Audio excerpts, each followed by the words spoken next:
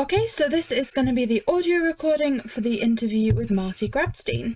Well, jeepers! You're listening to Smash or Pass with JayBee, Millie, and Smash!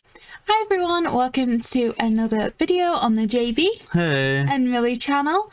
Today we will be joined, as always, by Rhianna and Smash. Hey. Hello. And we have an incredible guest today. We will be speaking with Marty Grabstein. Thank you so much for joining us today and agreeing to do this interview. There is so many things that we all wanted to ask you and speak with you about. So just thank you so much for your time today. Well, I just want to, before you even ask me anything, I just have to say I'm absolutely impressed by the fact that you were willing to introduce me as Marty Grabstein. That's it. Period. And as if that's all they need, because they will know who I am. And I'm happy about that, because usually it would be Marty Grabstein, the voice of Courage the Cowardly Dog. Yeah. But he's more than that. He's many things, right? You're saying he's just a guy who has some things to offer. One of them happens to be this one big thing that he did that everybody knows he did. So anyway, I just wanted to mention that to you. No, I mean, I think it's fair to say that, like you say, there are other things that's happened as well that we do want to speak about. It's not just Courage, although that is one of the most recent things with the release of Straight Out of Nowhere. So I guess that is going to be one factor, but there's just so many things that we are excited to speak with you about. Yeah, I mean, I did make a list of questions, but I think we're just going to use that as a framework for the moment, because I think there's a lot that we can talk about today. So I suppose just to kick things off, I wanted to ask you what kind of made you want to become an actor and to come into this type of career? What was, I'm sorry, I just had trouble. What was that actual question? What made you want to become an actor initially? What made me want to, okay. What brought me into the world of acting? Why did I decide to do that? I don't know if I really, and this is, it's a strange thing, but it's a very good question, actually. It seems like a question I should probably get more often, but it's it's an interesting question to ask anybody why they would choose to do this ridiculous job, which is so, difficult. And so, not that the job is so, it can be difficult, but just the idea of a profession as an actor is a very, very hard thing. And, all of that stuff. I don't know if I had a choice. I think I just, at the very beginning, I'm talking about 3-4 years old. I was like memorizing, like albums, like the Wizard of Oz. I memorized the Wizard of Oz album, cast album, and I would like perform it for people.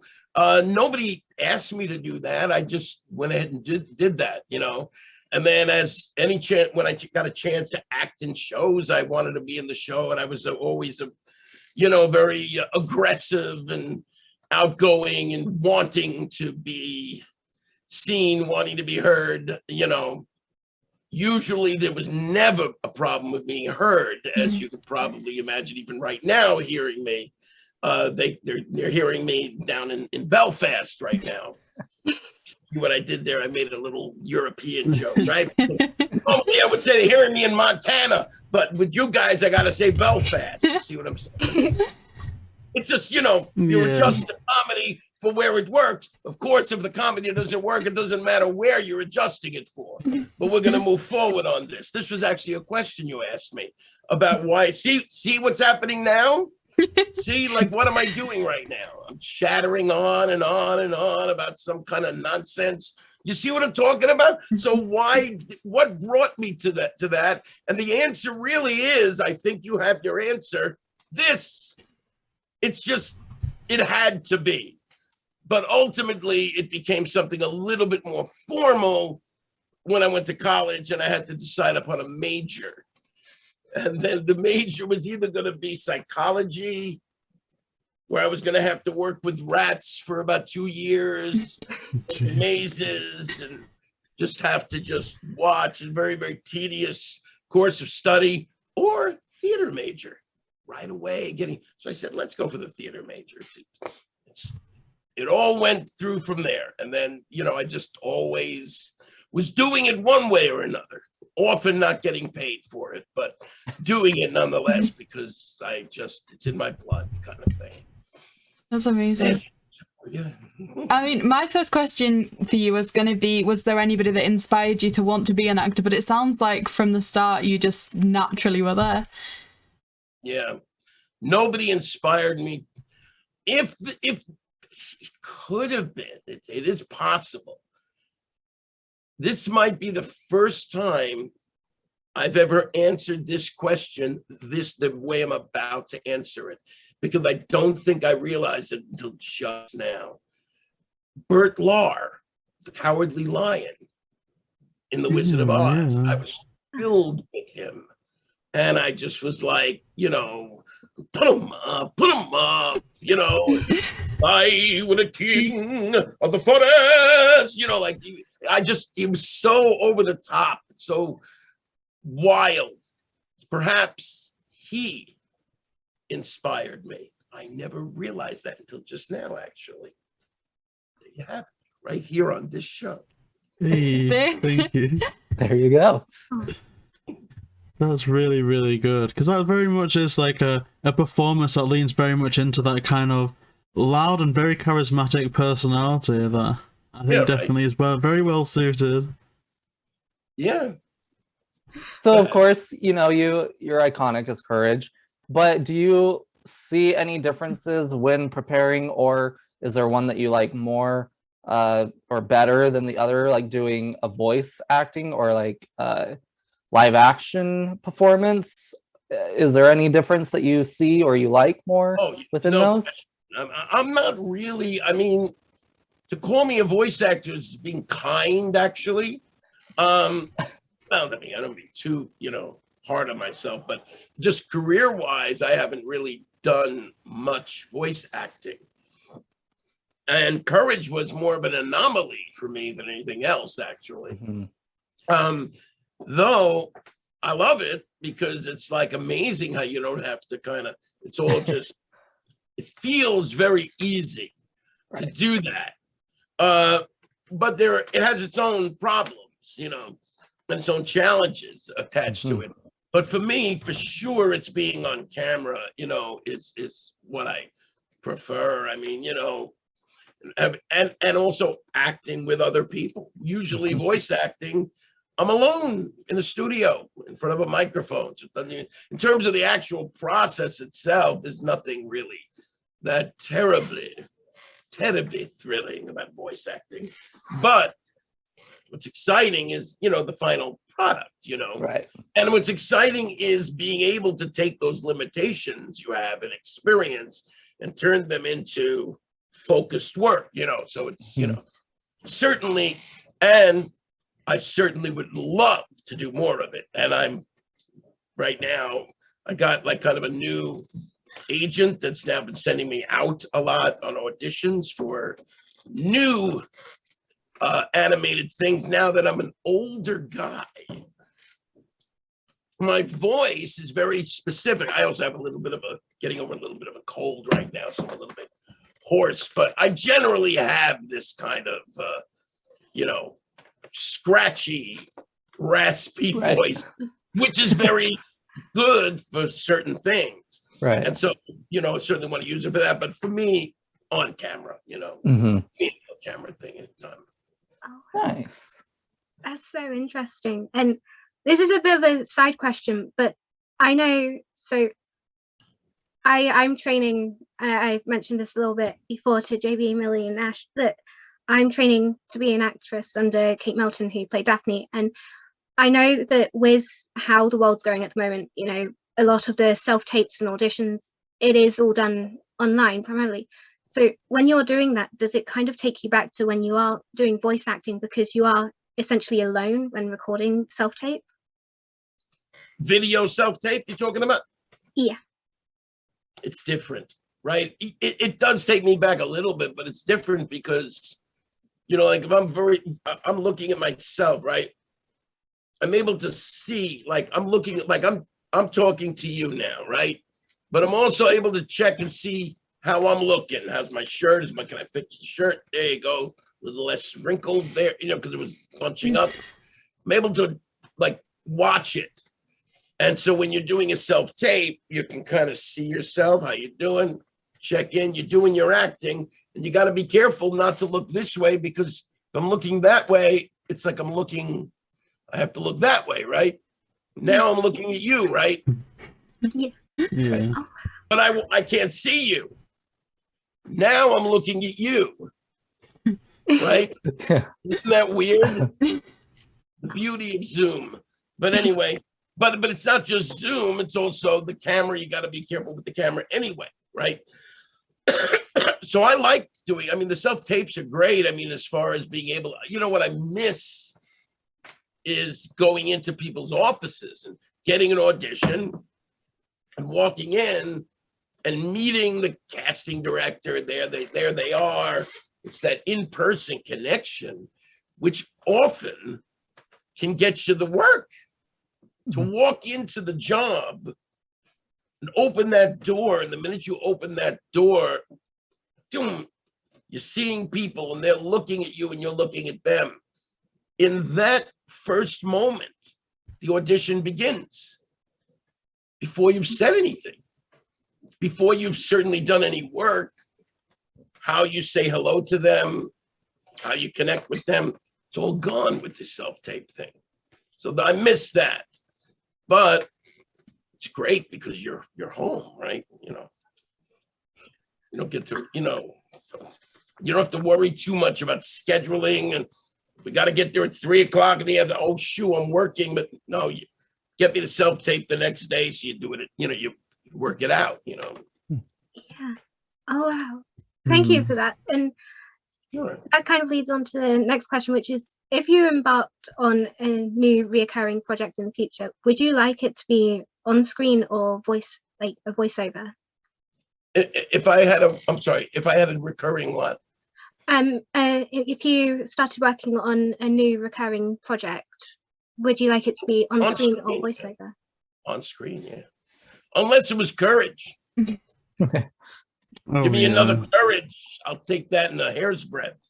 Wow, I think that would definitely be something that a lot of people would absolutely adore now after the kind of new crossover. But I think for many, many years, people have been really wanting a new series of Courage. And I guess going on to the origins of Courage, I'd like to ask, I suppose, what your first interaction with Courage was, if it was an audition that you were put up for, or how exactly you first heard about the role.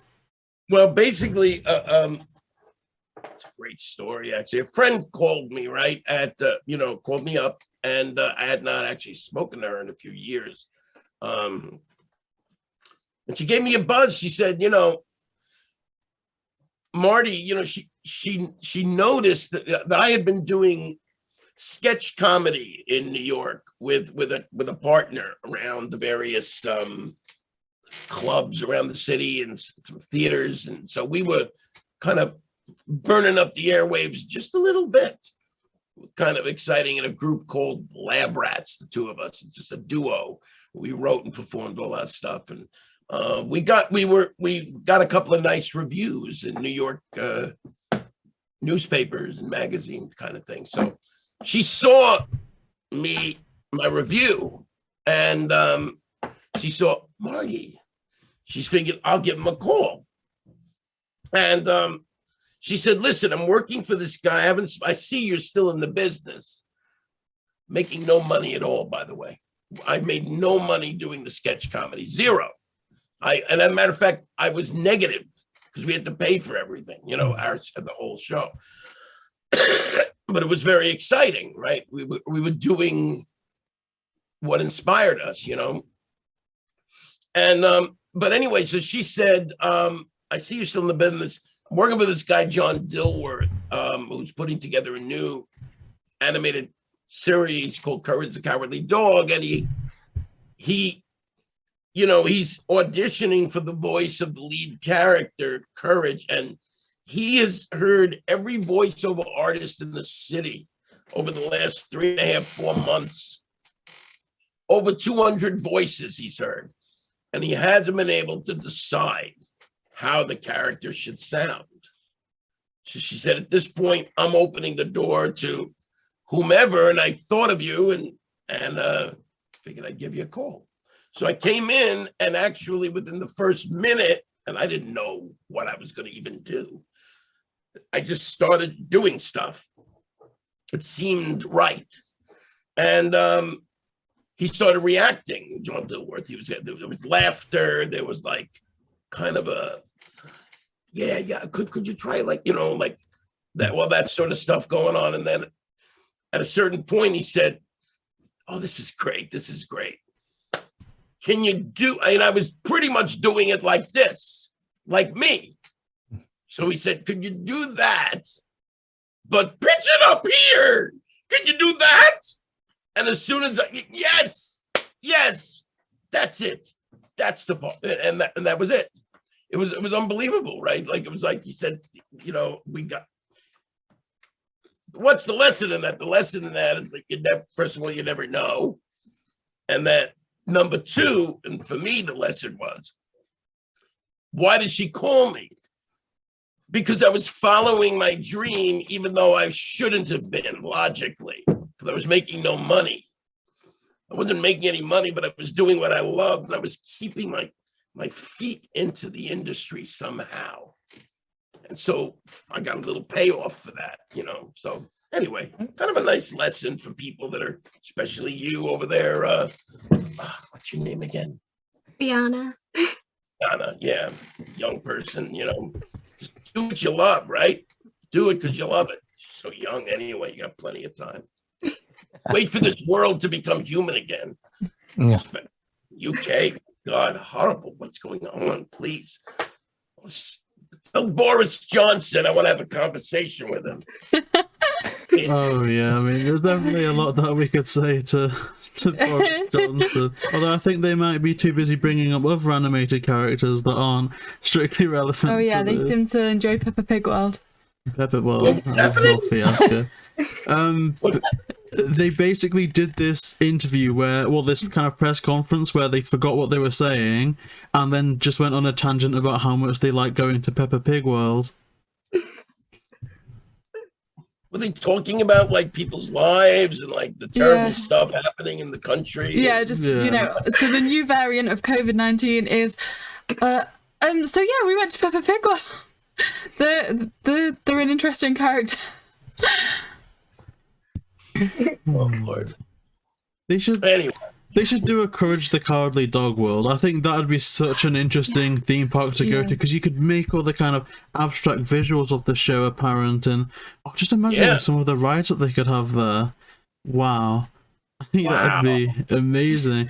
And the staff could all have to walk around in those big green masks. Oh. They could all dress up like eggplants. Yeah. That's what I'd like to see. Reminiscence. They're reminiscing. See? Right. See, this is what you would do with Scooby-Doo, you guys, right? More, right? Right. Yeah. Yeah. But I guess a question that I'm having, leaping off from your last answer, when you went in for your kind of meeting to see if you were up for the role of Courage the Cowardly Dog, were you given any particular briefing either before or after where you thought that Courage was a character that you could bring a lot of life to? I didn't know anything. I just know he was a very terrified creature, was scared. All I got was he's a terrified little dog, terrified of everything, screams, and he's very neurotic. But then at the last, usually at the 11th hour, he manages to somehow summon up strength and courage and save the day, save his family, save the world. It's a nice lesson there too, right? So that's all I got was that, and I just jumped into it. So whatever I did in the audition was the character you heard, pretty much. There wasn't anything that different than the way I did it that day, really. That's amazing. And in terms of, I know you're saying that kind of like this, when they'd been working with you with the voice, like try it like at this pitch, and they're like, that's it, that's done. Like we've spoken to a few people who've said that, those kind of like callback processes and that kind of thing. But did you know at that point where they're just like, okay, that's it, be there? Did I, like it was, done in like less than 5 minutes. Like he just maybe 3 or 4 minutes. He knew, like he had it. He had what he wanted. That's amazing. I basically showed him how the character should sound because he didn't know how it should sound. He knew how he didn't want it to sound. About 200 ways that he didn't want it to sound. Somehow, I became what made him understand that that's how the character's supposed to sound. That's amazing. It's mystical in a way, right? That's great. So you just knew from the start? That's amazing. Yeah. So then how long from that little 3-minute audition thing did you start recording for the show? Oh, I want to say maybe 2 or 3 weeks. Okay. Roughly. Okay, yeah. It's not too long. All right. And did you ever get the chance to actually record with any of the other actors and actresses on the show, or was it all isolated? It was all isolated, but I mean, I would see them. I would see them coming in. They'd come in early. I'd come in later. We would cross and play. We would talk. We would, we'd watch each other. Yeah. But mostly it was just solo. Yeah. Nice. All right. But there were some great parties, though. Parties, great, yeah. Do you have any memories while you were recording the series that just stand out to you even now and make you smile or laugh or feel like sometimes there's a memory that may make you feel a little bit angry but then laugh about it later on? That made me feel, well, which one? Something made me feel angry, but then I thought about it later on. You probably want that one more, right? That's more juicy. Right? That's more juicy, right? Yeah. British. More darkly British, right? Let's go with the darkly British. You guys are all English, right? Apart from Ashton. I got your Montana reference. I'm from Utah. You're from Utah? Yeah. Well, but you're living in the UK, or are you still in Utah? No, I'm still in Utah. Oh, okay. And where are you?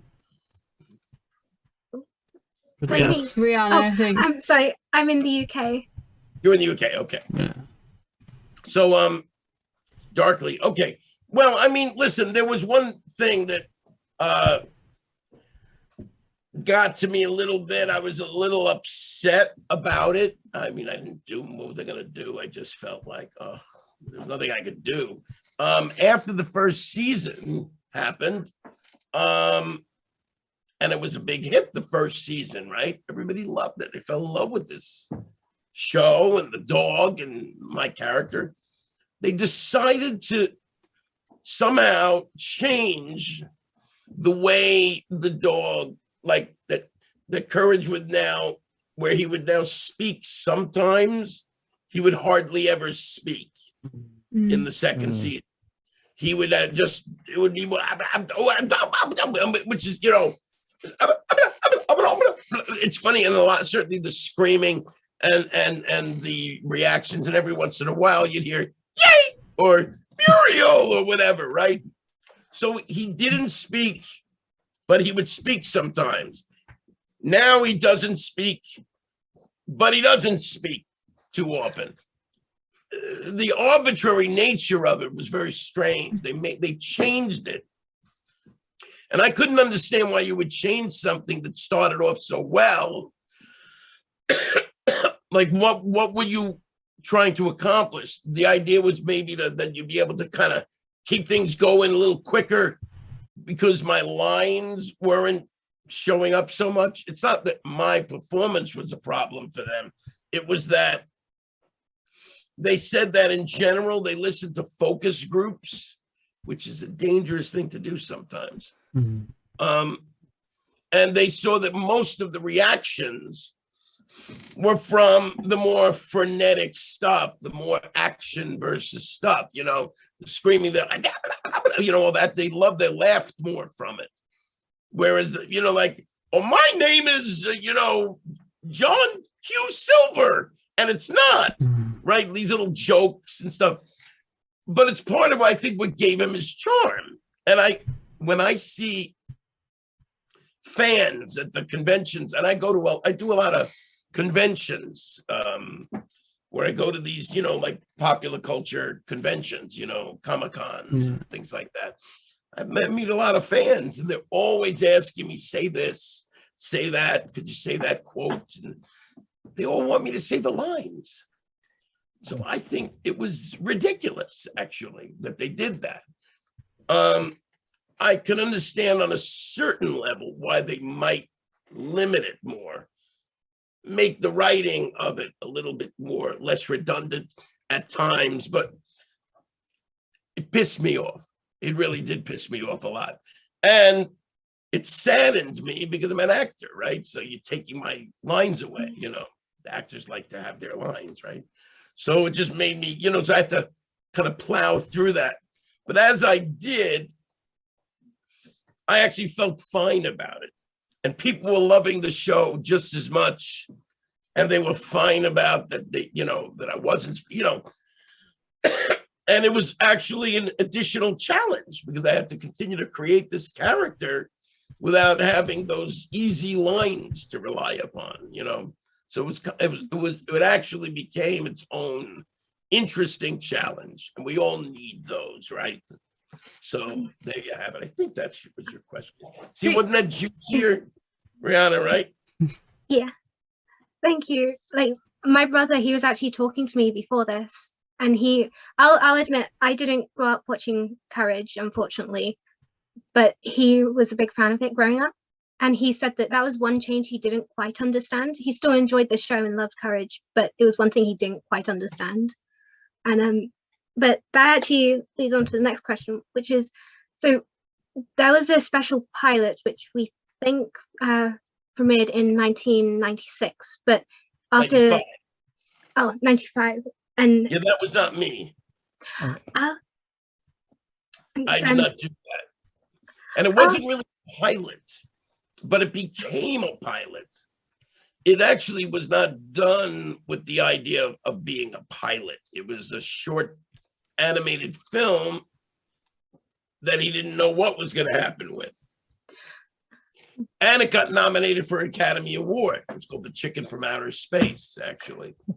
So it got nominated for an Academy Award. And so that got him the green light to go, John, to get his, to get a whole show going. But the character was kind of blah. I mean, as far as he looked great, but the vocal was very tame.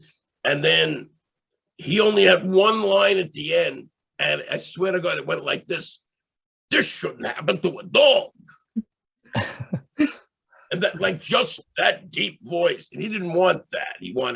So he chose a guy with a deep voice and made him go high. It's brilliant.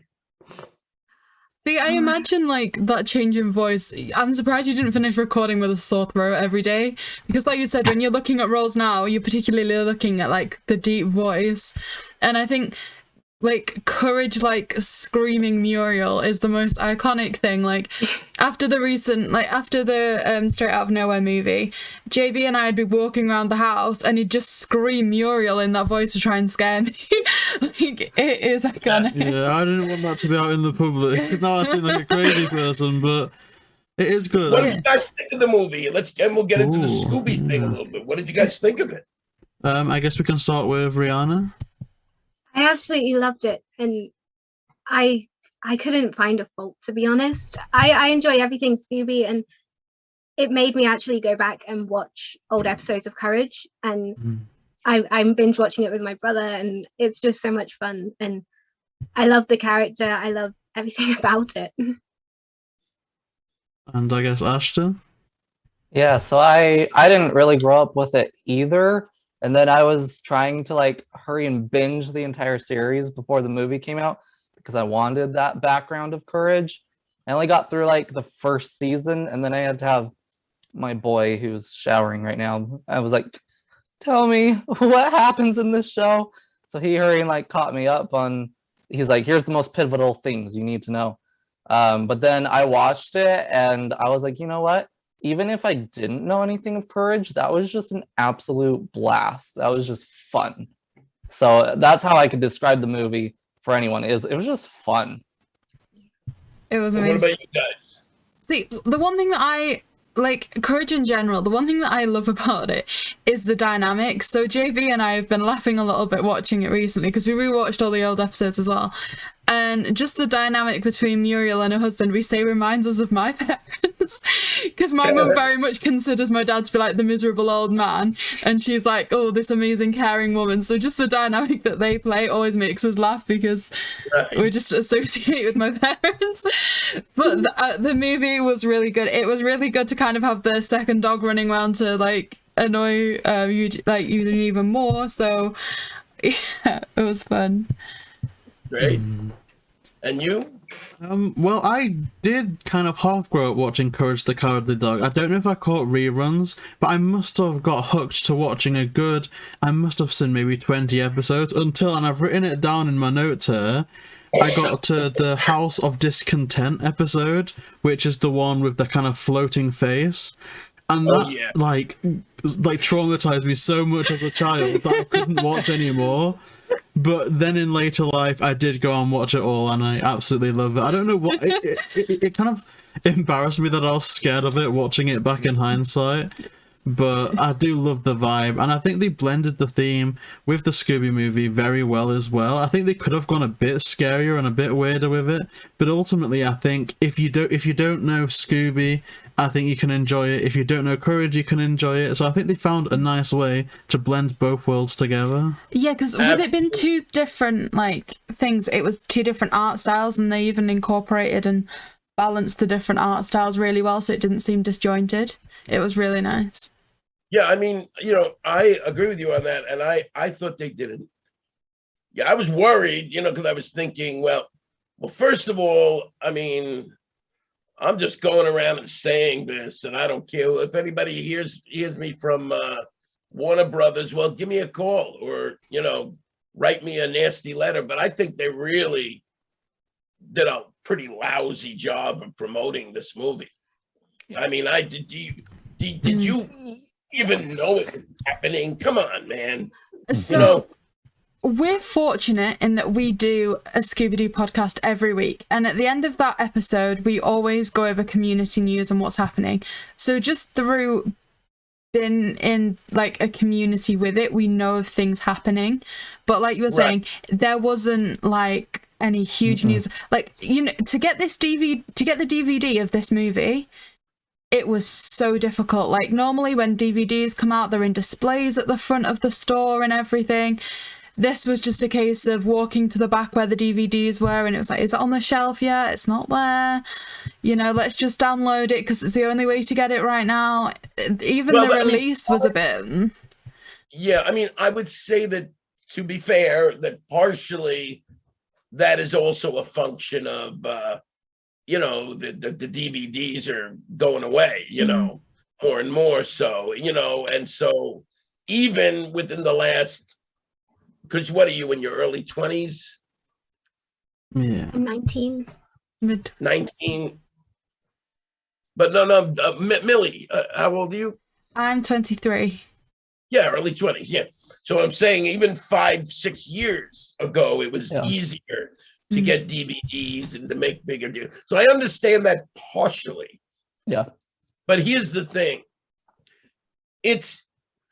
I believe that the lack of promotion also, because here's the thing, when you are promoting something, you are, by the sheer reality of that, it is also you're learning things about response to your promotion, which can indicate to you how the message you should be putting out to your distributors, to the distribution of the hardware that's going on the shelves, right? If you don't have a handle on what's going on promotion wise, then you're not going to know that anybody gives a crap. you know, how many people really give a crap that Courage and Scooby-Doo? Here's the thing. Scooby-Doo is an empire. Scooby-Doo is 47 movies. So to them, it was just another Scooby-Doo movie. Mhm. This time he meets Courage. This time he meets them. You know, it's just Yep. like, but they own Courage. Like Warner owns Courage now. So why would they not want to take that opportunity to juice it up just a little bit more? The two dogs, the two Warner dogs, they had such an opportunity to do something with that, and they didn't. No. That's okay, because that's not my job. I'm an actor, right? Great for me. Great that it happened. I am so happy to have done it, and I thought it was really good what they did with it. I thought it was something that when people see it, the fans are loving. The fans of Courage are loving it because it doesn't. Here's the thing. It takes place in nowhere, right? Like, so it's in Courage's universe. So the Scooby crew comes to nowhere. And Courage, well, you all saw the movie, right? Yeah. So, you know, that last 5 minutes, it's Courage who saves everybody. Just Courage alone, without all the help. That was wonderful. That was so wonderful.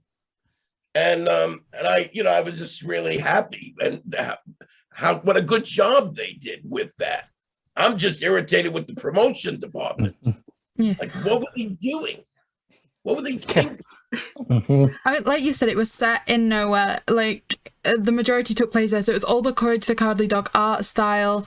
In terms of the backdrop, it was what you recognized as been from that. It was almost like a lot of the Scooby-Doo movies is Scooby-Doo and, whereas this was almost Courage the Cowardly Dog and, because it was Scooby was brought into their universe and not the other way around. But yeah, in terms of promotion, I think it's fair to say the community just take it for granted now that Warner Brothers tend to do 2 Scooby-Doo movies a year, and if you just keep searching Warner Brothers, it's going to display what it is. I haven't personally seen a single advertisement for Courage.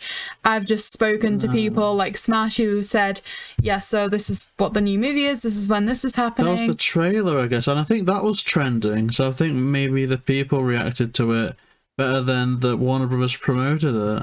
Yeah. But here's what's stupid about the trailer. They put the trailer out 2.5 to 3 months before the movie comes out, and then nothing. Yep. Yeah. Why? Do the trailer later, closer to the time period, and do some little things, some interview. I mean, they did do some interviews with me, some online interviews, you know, and those were fine. But you know, in general, I didn't see anything. Here's the thing. I'm not in that universe.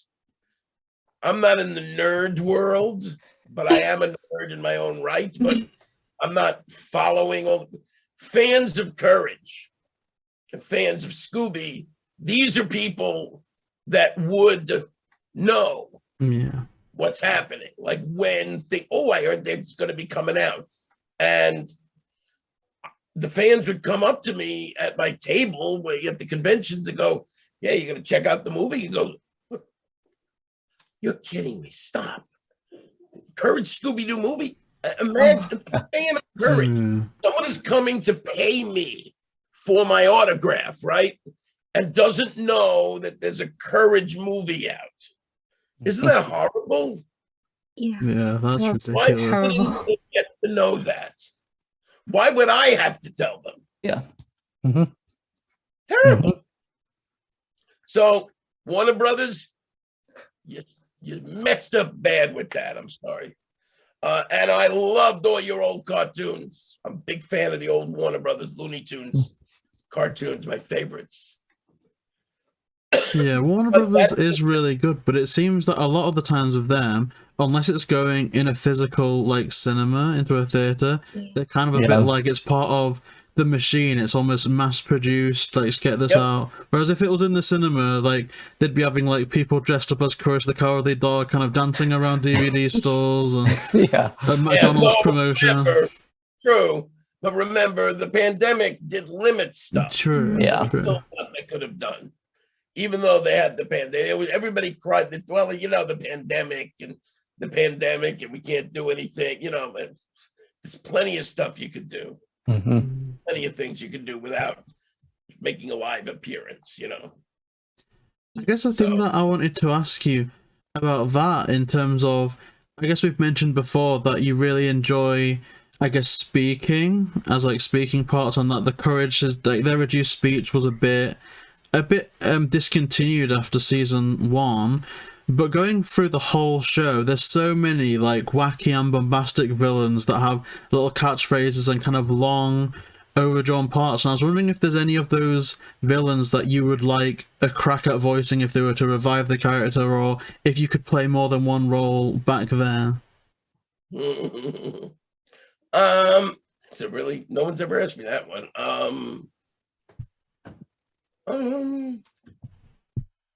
Well,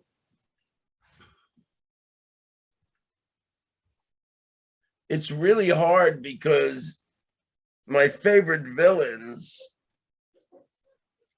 are all played by an extraordinary voice actor. Paul Scheffler is his name. And he was so great at it. I couldn't imagine myself doing even remotely anything better than what he did. He was so good at what he did. But I think probably I might have liked the idea of doing Cats, I suppose. Very low key, and I would have done it differently, but I would have enjoyed that very, especially because I'm Courage. I'm so high pitched and screaming, and this one being very low key and almost, unrecognizable, the actual voice of Courage. Oh, by the way, I always keep forgetting this when I'm interviewed. I also played another part in that movie. Ooh, I don't believe I did know that, no. I played a scary clown guy at the beginning. Oh, yes. Wait, watching the unmasking at the start of that, I did wonder, and I did actually see that, but then it slipped my mind completely. Yeah. I can't believe that. I look bad now. That's amazing. It was fun to get to do that, yeah. So I guess another thing that I wanted to ask in regards to Courage's lines and everything, were there any catchphrases or any type of phrases that you had to say that were a bit difficult at first, that you had to work yourself into? Nah, that's an easy answer. Not really, nothing that I can think of. I mean, it all came pretty easily, There weren't, it wasn't Shakespeare, or should I say Sir Francis Bacon? Sorry. I don't know if you heard about that. Did you ever hear about that? What was that? You don't know what I'm talking about. Okay. That Shakespeare didn't really write all of those plays, Yeah. and that it was Sir Francis Bacon. Bacon. Yeah, I did hear about Bacon. I think my English teacher told me about it once, but obviously back when I was kind of young and reckless, I wasn't really paying attention to my English teacher. I was fiddling with pens or doing all sorts. I think Just missing out. Right? Yeah, big trouble. Ugh. Okay, so I know we talked about which villains you would, Cats would have been a really interesting one to voice, and JayBee's talked about the House of, was it Discontent, you said? The House of Discontent, which was like kind of the new moon. Your most kind of fearful episode. Is there an episode that stands out to you as a villain that's like particularly one that you think would, like, most people would have been more afraid of than others, or that kind of thing? Wait, what's it? I'm sorry. What? So the scariest Courage villain. Yeah, like you said, the House of Discontent was your scariest episode for you personally, JayBee. What would you say was the scariest? Ricky Fred. Oh, the one that says, I like to get naughty. Oh gosh, yes. Rewatching that was like, oh my gosh, that was a very and the grin as well. Yeah, and by the way, the grin was actually Dilworth loosely based it on his own face. Oh. I did not expect that. I was thinking more like a Tim Curry Pennywise type influence there. Yeah. Well, it was, but I'm saying Dilworth's face, it was sort of like a bizarro version of Dilworth's own face, kind of thing. Oh, that's cool. So my next question was, you've recently hosted a few Instagram live streams and appeared at some conventions. What's your favourite part of interacting with Courage the Cowardly Dog fans? My favorite part is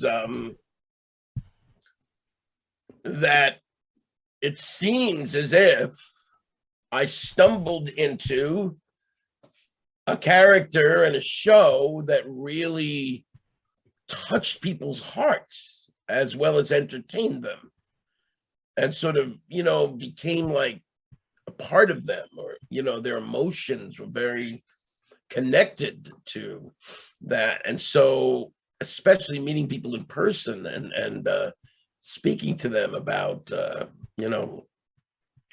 how, what it was like. And my dad and I would watch it together, and my grandma and I would, it was that we bonded together when we'd watch you.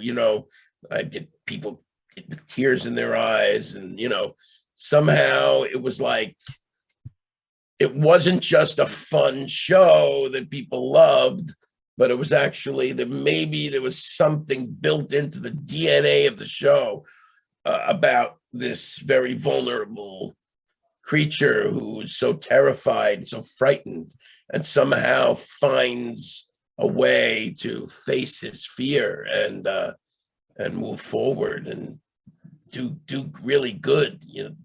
And so, like, that gives hope for people, for the island of misfits toys people, who have their own, who feel kind of alone. They feel a little less alone from this. It's kind of wonderful for me to, reach people on that level, I guess I've got a part 2 to that question as well, which is, obviously been in the UK, we struggle to get like the same amount of guests and things to like Comic-Cons and all that kind of thing. Is there a place that stands out to you that you've been able to visit through doing Comic-Cons that you've enjoyed going to the most? You mean it's the town?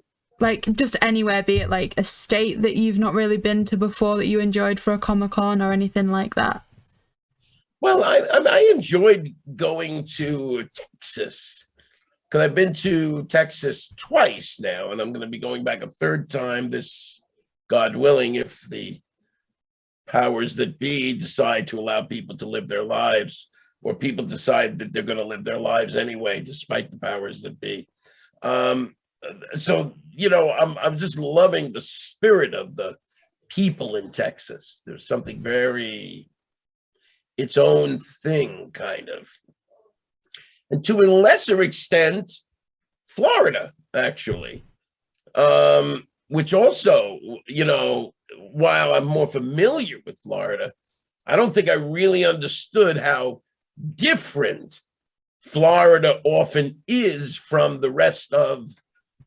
See, when I grew up, I'm a Jewish guy, grew up in Brooklyn, New York, middle class background. And usually the Jews in New York, when it came to wintertime, they would go to Florida. They'd go to they'd go out, they'd go to Florida, and they would sit on the beach, and they get the hotels, and that would be kind of the lifestyle. A whole lot of Jews lived in Miami Beach more than ever. Now there's a very different kind of background to Florida.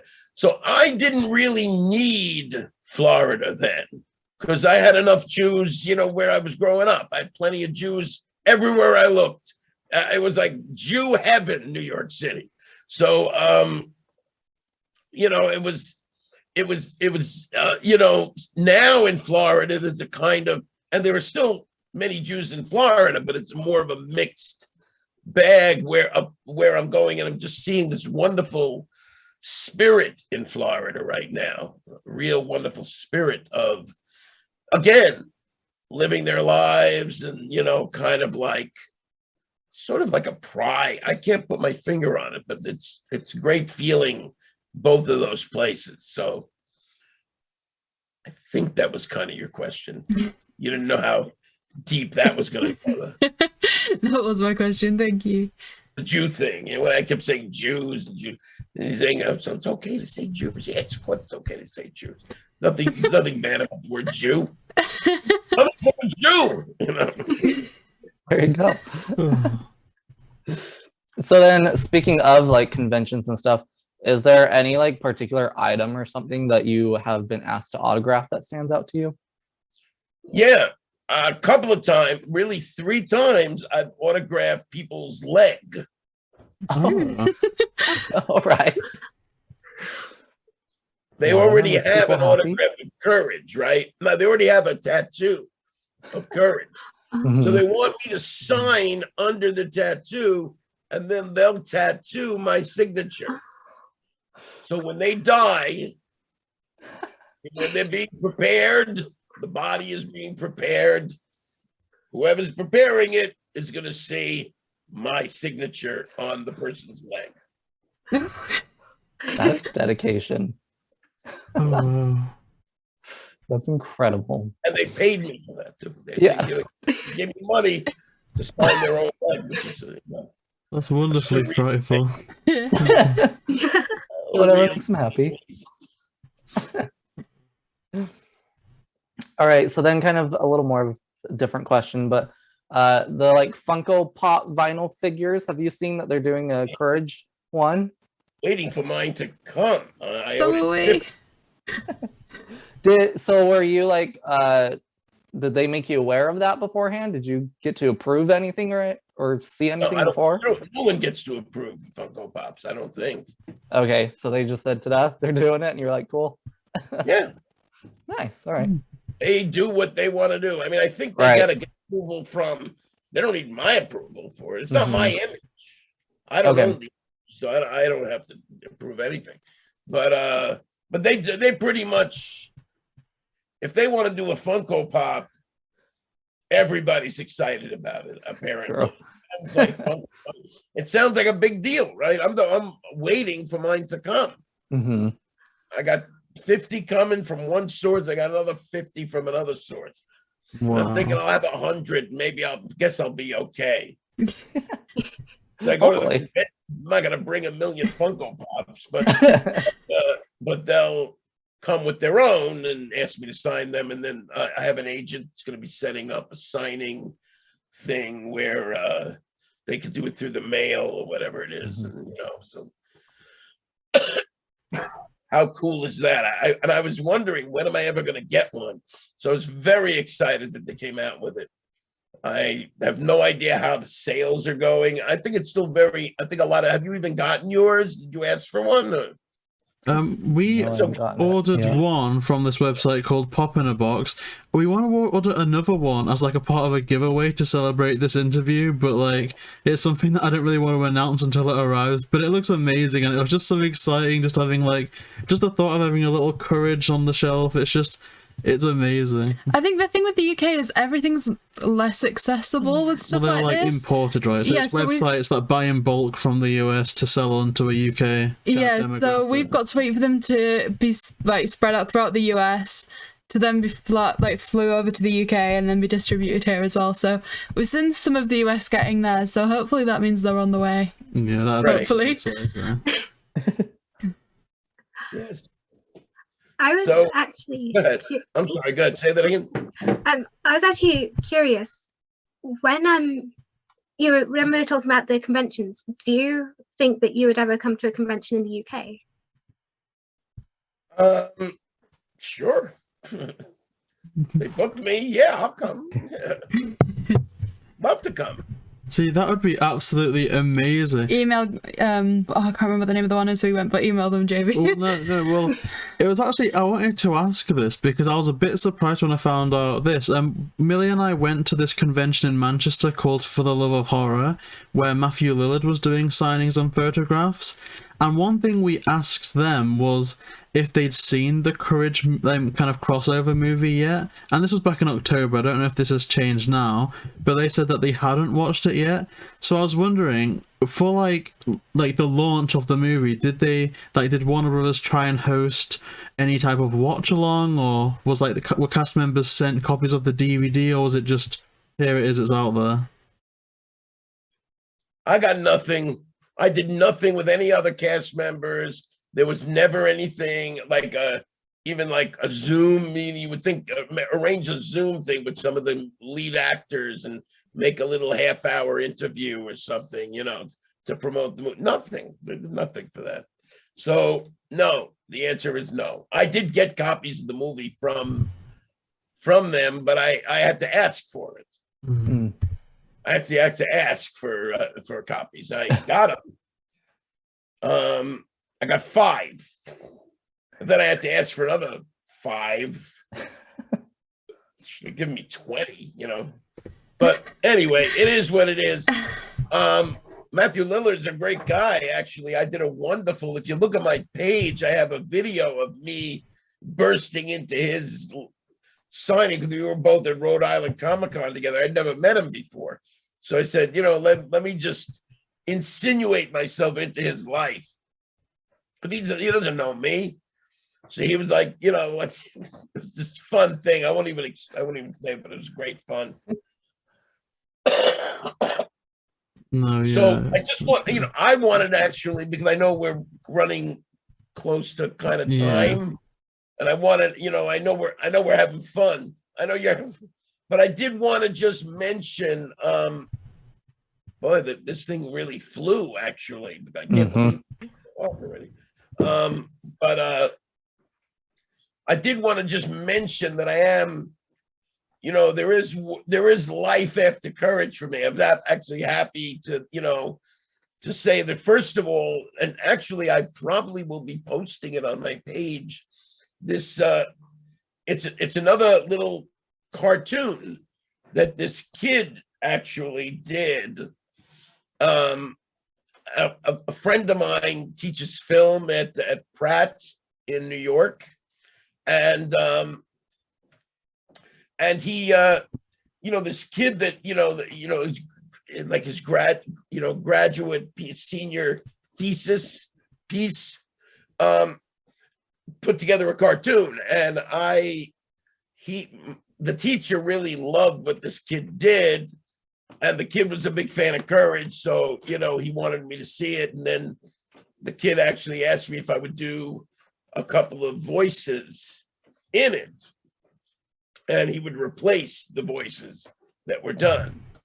One of them, which was him doing it anyway, and the other kid was like someone helping him out. So I did a couple of voices, and I think it's a good, and he's been like 6 film festivals. And he's like gotten like laurels and kind of like, like a finalist or semi-finalists, things like that. So I'm going to be posting on my page because it's kind of a fun thing to actually have another cartoon, right? That's exciting. And I also, did this, and you might have seen it in my most recent, because you mentioned my most recent post, right? The one with where you didn't mention that. But anyway, my most recent, it just came out yesterday. So where I'm actually putting together this I did this show. See this part that I'm doing here? Edit some of this. You gotta go, because I've been chattering on now and I haven't said anything. This will happen sometimes. That's why this is good that it's not live. But where I did a short film, I produced a short film about Hunter S. Thompson. I don't know if you've ever heard of him. Great writer, 1960s, 70s, Rolling Stone magazine, Fear and Loathing in Las Vegas. Very wild, out of control life. This guy, wild character, brilliant writer and very funny.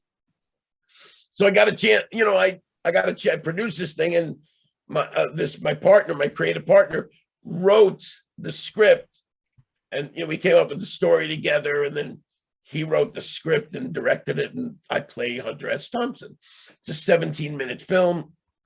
It's in post-production right now, and so you're going to be hearing about that. It's going to be very exciting. We're going to the film festival circuit as well, and going to be doing a lot of good stuff with it. It's in the process of being finished. So I'm very excited about this film. Talk about the on-camera stuff. You said, what do I like to do? This is what I like to do. Really. Wow. That is fantastic. We'll definitely be able to keep people up to date with that, and we'll definitely keep an eye for that ourselves. I suppose, being conscious of time, would you perhaps have time for, I guess, one final question each? Oh, yeah. I just didn't want to, yes. I didn't want to, I feel good. I wanted to say those things. Yeah, I mean, it was definitely something that we were going to get on, because we're a bit stalkers that way. We were kind of like, we've been on your Instagram, kind of just hiding like, oh my gosh, look at this. I know you have. I've seen we could have stuff about this. So that's kind of my thing. I'm the creep of the team, really. Yeah. But go ahead. I do have time. Go ahead. Yeah. So I guess JayBee, your question. Oh gosh, I'm nervous now. Don't feel no. I got a few more minutes. I just didn't want to, No, thank you. But I know there is something I'm going to have to do in about 40 minutes. I'm going to have to do something. So I just wanted to I was being aware of the time. So see, now this conversation, you won't keep this in the recording, right? You'll get rid of this. Yeah, exactly. This is like just you and me talking. Yeah, this is like behind the scenes. That's right. So I guess the question that I have is concerning the Courage the Cowardly Dog and Scooby-Doo crossover, and that was, how did you first hear that Courage was making a reappearance? Oh, yeah. That's a good point. I actually heard when I got contacted on my Facebook page, actually. So I was glad I had a Facebook page, by Warner Brothers casting director, and said, hi, Marty, we are... Oh, sorry. Oof. I did so much talking just now. I made myself yawn. Usually I make other people yawn when I do that much talking, but they said we're doing a crossover between Courage the Cowardly Dog and Scooby-Doo, and we'd like to know if you're interested in doing it. And I was like, oh my God, yeah, of course. And so, she said, that's terrific. What we need from you is, this is not an audition, but we need to just have you just record just a few lines of how Courage would say things, just so that we can hear that you still sound like him, And so I did. Yeah, of course. I knew I did. I knew I was able to do that. So I got it. So it was like, wow, isn't that wonderful? But I was also in a little bit of a quandary, because I have an agent. The agent is the one who's gotten me, the Law and Order. I've done a bunch of, TV stuff, Law and Orders, and the I just did Blacklist last year. I got to appear with James Spader. See, I got that in. See, I think I get it all in. I get it in, man. By the way, check out the Blacklist. You ever see that show? You get it in the UK? I don't think we do. If it's airing on anything like the CW or anything like that, it's alien to us. We have to find a naughty way to get it. Netflix. Oh, we do have Netflix. I'll have to check to see if it's on UK Netflix. Yeah, so the thing with Netflix is the UK is restricted even further with that, in that, like, America has these elaborate, like, lists of things available, and we got limited to like, I think we get about 25% of what America get on We Netflix. Do get stuff they don't have, but I think that's kind of few and far between. But yeah, it's kind of pick and choose. So I think with Blacklist, sorry, I think with Blacklist it was shown a few episodes and then it was just pulled from TV randomly, and it's like almost impossible to watch over here. Oh wow. Well, if you ever get a chance to, it's episode 810, 810, season 8, episode 10. That's it. And I play a very shady character, very nasty, shady character. But anyway, the point is that I got an agent, going back to the original question. I got an agent, but I didn't feel comfortable with that agent to negotiate this contract with Warner Brothers. I didn't feel that this is the right agent to do this, and I certainly didn't want to negotiate this myself because it just looked not from a point of strength. So I actually went to a friend of mine. I said, listen, man, I just got offered the role of Courage in the movie. I need an agent to just negotiate the job, negotiate the role. They don't need to get me the job. I got the job already. I just need them to come in and say they're my agent and they're going to negotiate it for me and they're going to get 10%. That's a beautiful way. As an agent, it's like, sure, why not? So they came in and they were actually excited, first of all, because they liked Courage the Cowardly Dog. They had cast some of the characters, supplied some of their actors, had done some of the episodes of Courage.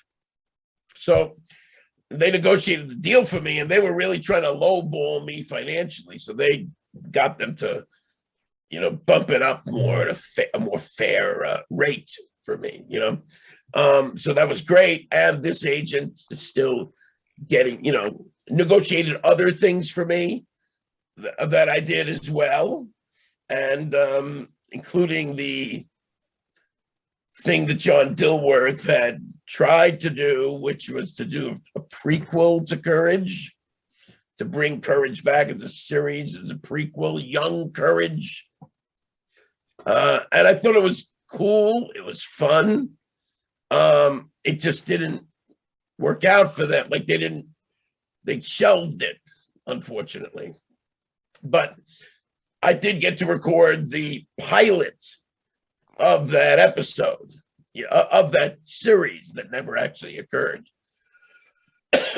So, it was kind of a cool thing. That's a long story, actually. It went in a lot of different directions. You ever notice that? Went in a lot of different directions, that story. But you did ask how it went, and just set off a whole lot of boing, boing, boing, boing. So I think my last question is, we talked a little bit before about the styles of Courage the Cowardly Dog and Scooby, and there was, like we said, predominantly I think Courage was the main theme they went with artistically and all that kind of thing. But were you involved in, did you hear about or have to cater to any changes to kind of collaborate the two? Oh, that's a very good question. Okay, so here's what happened. Some of Dr. Fauci. That's a very good question. You says that, Dr. Fauci. Okay. Anyway, that's all I'm saying on Dr. Fauci on this show. I figured I could mention him. So the answer is, when I walked in, when I read the script, I was a little bit trepidatious there, because the way I could tell that they didn't really fully understand Courage or get the style of it fully, the writers. I thought it was a good story. When I read it, I said, this is a good story. The way they're writing Courage's things wasn't always Courage properly. So I was praying that they would collaborate with me, that they would say, well, how would you do it? Well, how do you think it should be done? And, which is exactly what they did. You know, Wes Gleason, God bless you if you're listening to this. He was the vocal director, and he was, you know, wonderful. They treated me like a, you know, like the prodigal son returning. And and they were, you know, there was a lot of, you know, well, I would say, I don't quite, all right, so how do you think it should be? So I would try it, and most of the time they took what I did, you know.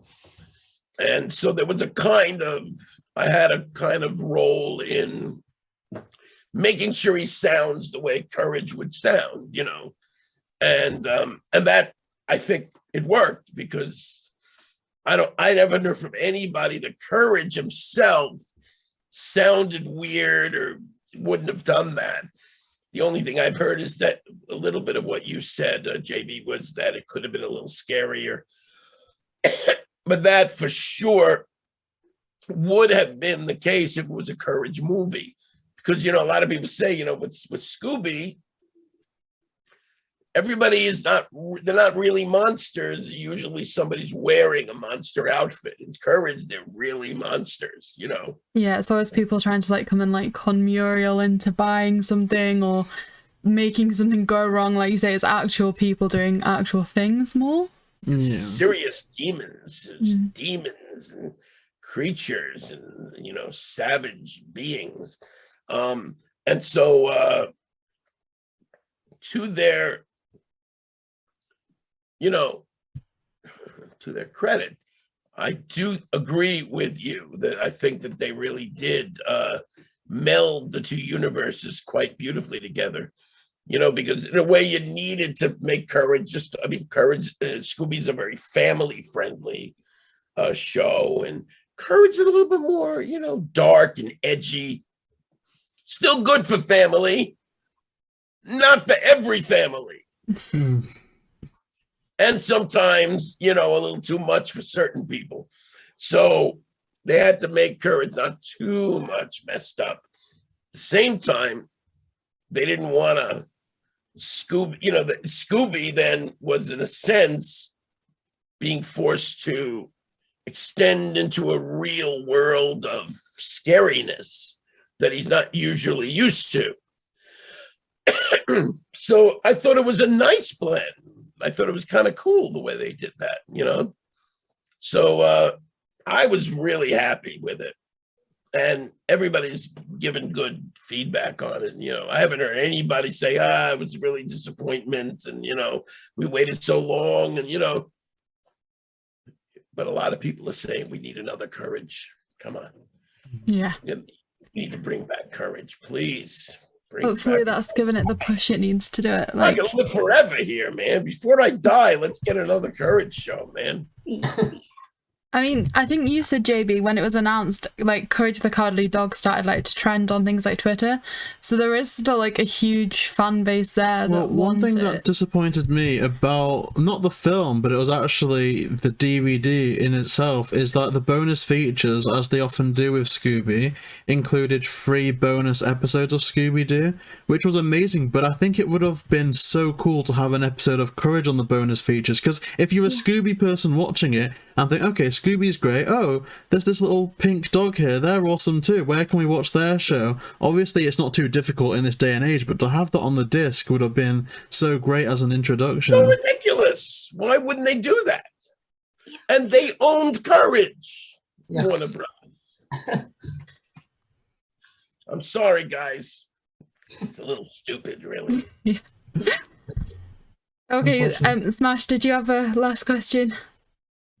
Mine's kind of random just because I'm interested in this kind of stuff, but like, how long ago were you contacted about the project to the time that it actually came out? The movie process. I was contacted in I want to say August of 2019. And then I recorded it December 2019. Okay. And then I went in December 2020,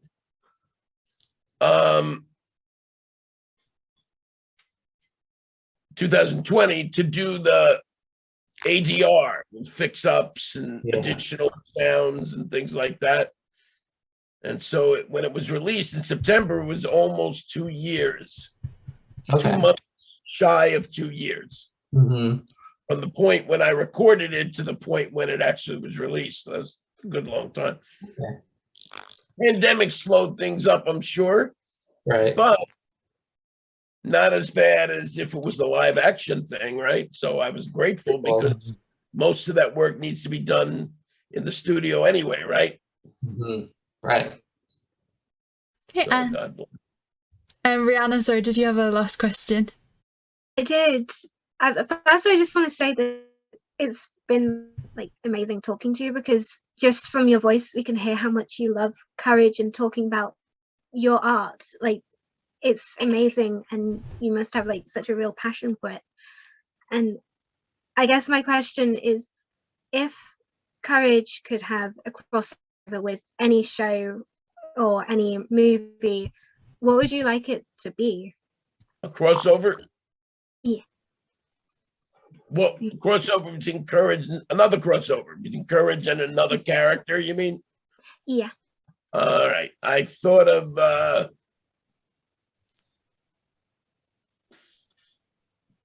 my first choice was Bugs Bunny. But then I thought about it. What might really be funnier with Courage would be Huckleberry Hound. Because his like, oh my darling, you know, we get it with this, and his low-key thing that he's got going, and Courage is bouncing off the wall. It's just a very funny contrast there, you know. So, I imagine like when the threat arrived, like the villain, that would work really well with them just being so relaxed, and Courage is bouncing around the room pointing at any exit points like, yeah, we need to go, get out. yeah. I think that would be good. Somebody should come up with that. That would be amazing. And let me say, hopefully, oh sorry, I think it cut some audio out.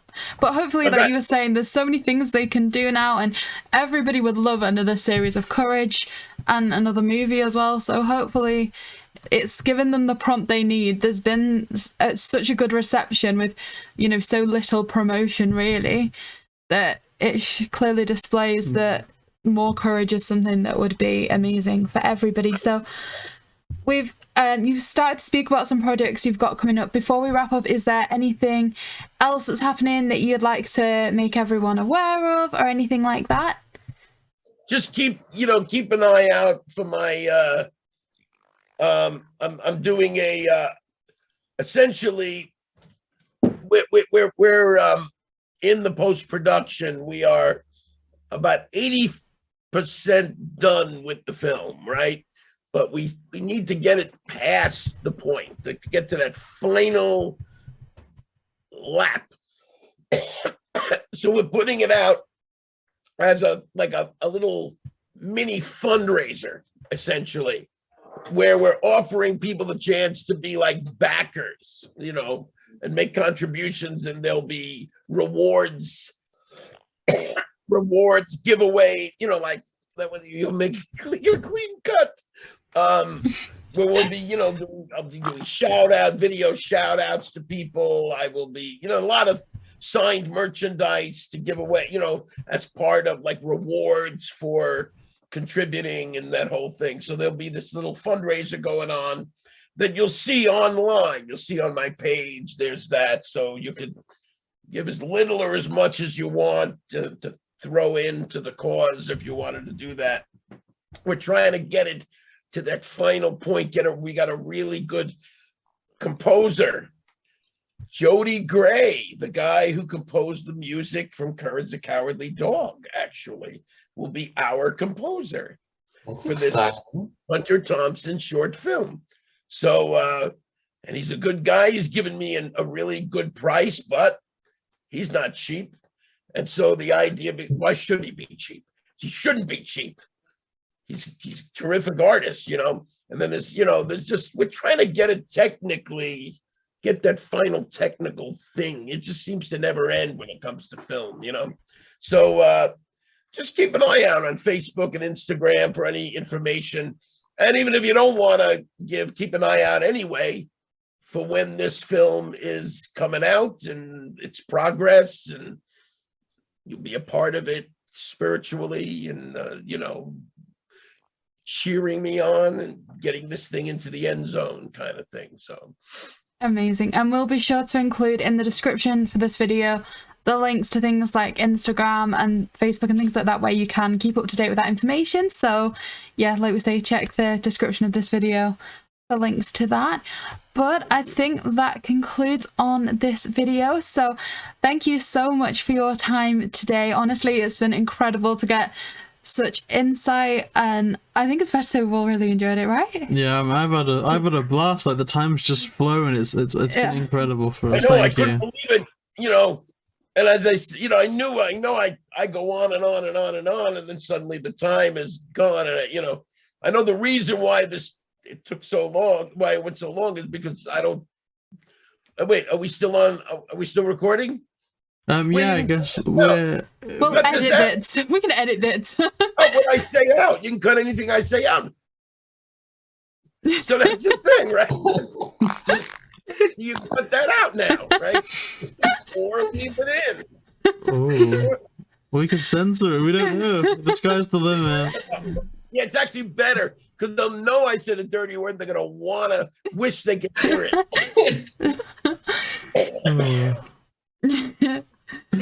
So yeah, I think that concludes the video. Again, thank you so much for your time today.